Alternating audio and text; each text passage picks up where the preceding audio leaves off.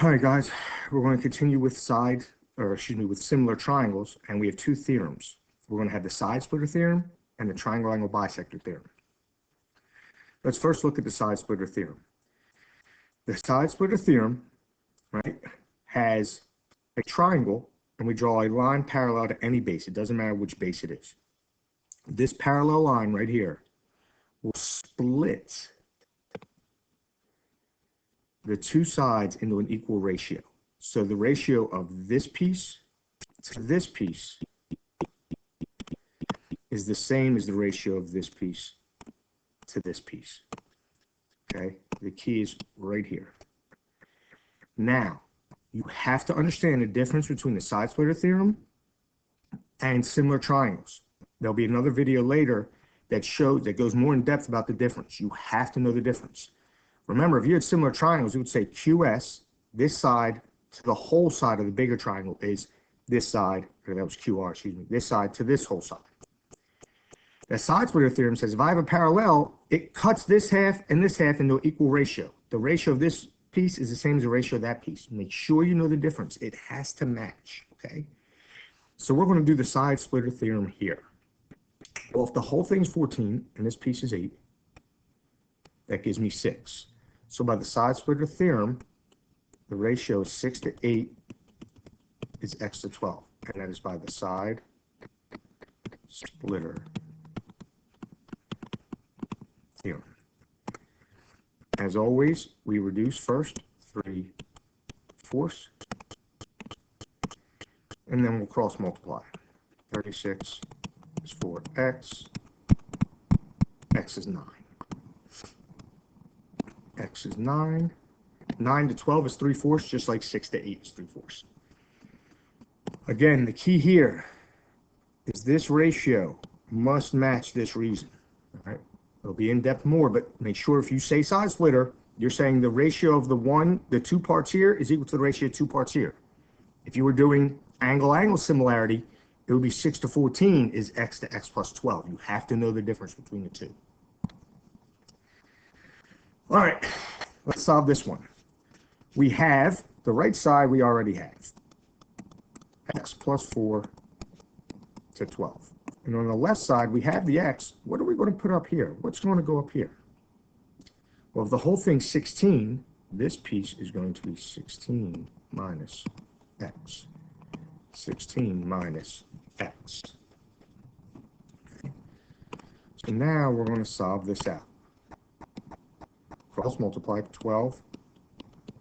16 minus x is x plus 4. So I got 192 minus 12x is x squared plus 4x. I'm going to bring everything over. 0 is x squared plus 16x minus 192. We're going to have to factor this out. Remove all of our factoring. Multiply to give me 192, subtract to give me 16, 8, and 24. I want a positive 16, so I have a positive 24, and minus 8. So x is positive 8, excuse me, or negative 24.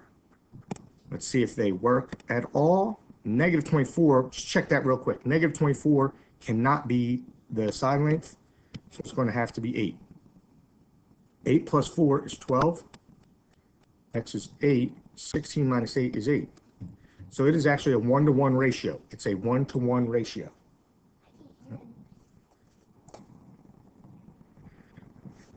So there again is our 1-to-1 ratio. All right. Key, know the difference between side splitter and angle-angle. All right, here, the corollary to the side splitter. All that means, okay, is you could take it more than a triangle. You can have infinitely many parallel lines cut up, and the ratios will be the same. So this is saying this section, the ratio of this section to this section is the same as the ratio of this section to this section. Same concept. The parallel lines are breaking these sides up into the same ratios. Okay, so this is just a corollary to the side splitter. So if we look at this, we have 3 campsites are shown. What is the length of site A? along the river. So we're looking for A along the river. I have 9 and 12. So the ratio is 9 to 12. Excuse me, that's not a 12. Sorry guys, that's a 7.2. I misread that. 9 to 7.2 is the same as A to 8. Okay. You may or may not be able to reduce this out, or you can just do 72, we'll cross multiply, is 7.2A, divide both by 7.2, A is going to be 10. Okay, A is going to be 10.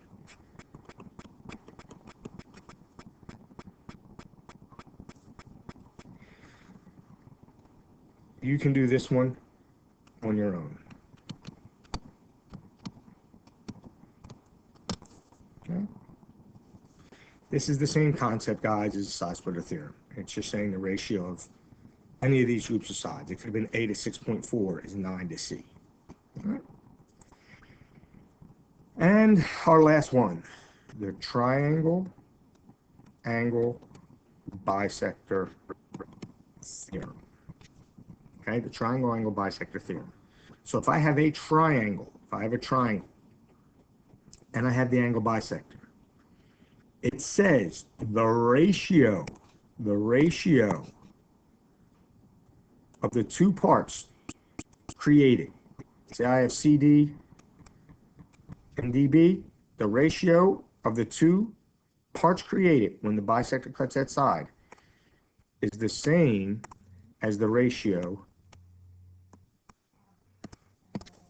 of the two sides that create the angle. Okay. The key here, CD and CA, they're adjacent. See how it's here and here? And then I have DB and BA, they're adjacent. There's many ways you can think of this, whatever clicks for you. I just know it's always going to be the ratio of the two parts of the third side to the two legs of the angle that is bisected. And it always has to be adjacent. However you think of it, whatever works for you is fine. Just make sure it's set up that way. So we're going to solve for X here. What I like to do is I just like to say the leg to the leg. So you have the two legs that are not bisected. So I got 12 to X. 12 to X. And it has to be adjacent. The 10 goes with the 12.